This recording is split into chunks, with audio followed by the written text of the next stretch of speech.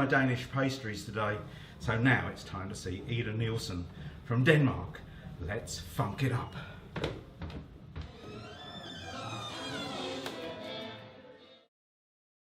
Let's do it before the next sound check starts. Yeah. Well, it's authentic.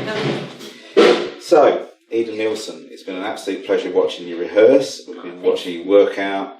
And I want to take you back, not to birth, but to childhood, because you started playing the bass at 16, or you started playing music at 16. You played I started playing bass. I started playing music early.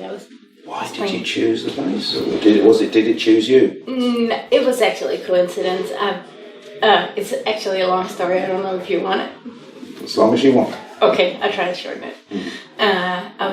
I'm from the countryside, and I went to this little school, and we had a choir, and there was one of the girls in the choir who was singing in a band, and they were about to do a concert, and she asked me if I wanted to play bass for the concert because their bass player just left, and that was like 2 weeks after, and I joined for the concert, and I thought it was really, really boring. So, but then at that same concert, there was this band of young guys who played their own music, and it was funk, and the bass player was just going for it. And I was looking at it, and I was like, yeah, I want to do that. So I went home after and tried to do it. And just from looking at him and hearing, because I was playing piano before, so I had like ears for it, and I was singing in a choir. So, and then it started, and then later. So there's a little bit of serendipity in there, a little bit of luck, perhaps. Absolutely, yeah. Yeah, okay. But then, obviously, that sort of moved. You went and studied music, didn't you? Yes. You studied E-bass, but you play a range of instruments. Yeah. What is it now? The Royal Danish Academy of Music. Yeah. Fantastic. I mean, so I know lots of PhD music teachers, and they play in church on a Sunday, but they can't jam because it's been trained out of them. I mean, how do you keep that balance of attitude versus learned method? Well, I was always way better on using my ear than actually reading music. I mean, I learned it, so this was first, and I think then, if you have that, you can train anything though. Yeah. For sure. So that's always been my way to go to stuff, and how I learn stuff is also by listening. Because I asked Marcus Anderson a similar question. So he played saxophone first, but went and studied college. But his ear obviously works on top of that training. And of course, with training you can get better at the natural stuff, but one sometimes drives the other out. Do you know what I mean? Yeah, but it doesn't have to, though. I feel like it should just strengthen each other. But yeah. So you're a multi-instrumentalist. But you've chosen to be in this band and play bass. But you're on the album. You're playing various things as well. Did you play some guitar as well? Yeah, I played all the guitars and all the keys, and I did the programming too. And so this is the sort of artist in their sort of basement. And they're okay. But one of the qualities of the album, because I bought the album the other week. It wasn't. I shouldn't have bought it on iTunes because I haven't got a physical product. What I noticed is the production values of it are brilliant. And your actual bass playing, you've got that real heavy thump on the bottom register, but you've also, which reaches your heart, but then you've got these popping and slapping, which sort of just stimulates your mind. So it's mind, body, and soul really. That whole, but the real richness in the bottom and the top end is what I noticed in that production. Was that something you consciously worked on, or just?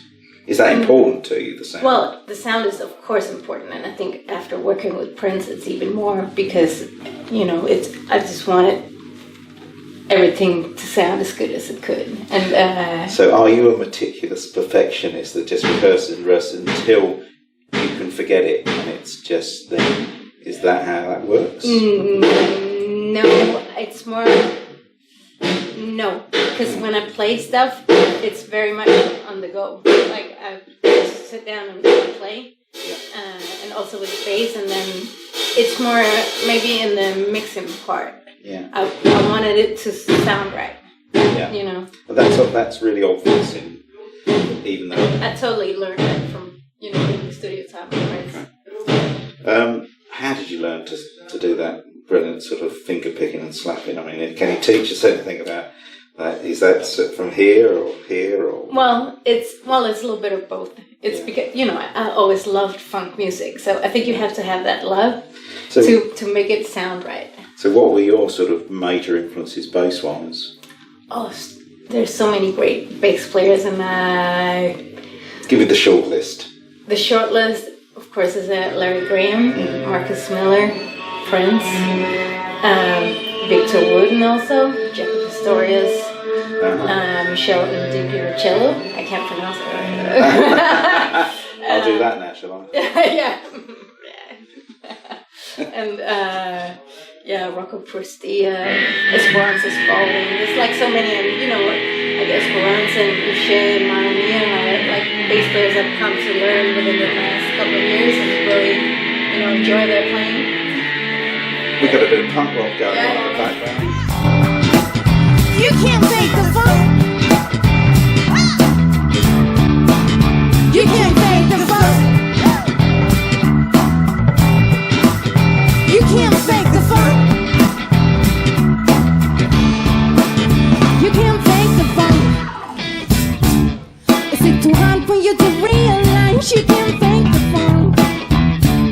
You wanna keep living in disguise. Stay cool. Stay bored, stay home. Stay on top, that's all you think. But do your thing, 'cause you can't fake the funk.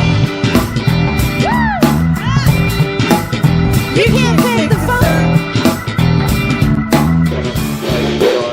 Move in a direction, try different things now? It's, yes and no. It's like that song I made, I have like a whole bunch of songs that I made in hotel rooms with a computer and a little keyboard, and that's almost an album. And that song is from there, and it's featuring an artist called Hernetube, which kind of means hen, Agnes, maybe.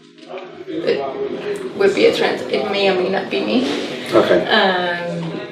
And maybe there's going to be an album with Hernetube. Okay. Coming out with that sort of music, but for me, Ida Nielsen, it's the funk stuff with the bass. Well, we're loving the funk. Cool.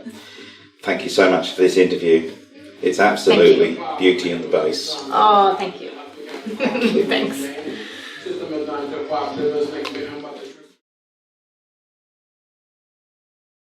Oh dear, we were filming this and all of a sudden the punk band, the support band, were just making a real racket, and you're just going to work your way through this. It's really good stuff, but hey, you may not be able to hear it above the sound of crashing guitars. Serendipity happens, and just as we were talking about musical fusion and serendipity of how the band gets together, the actual band gets together.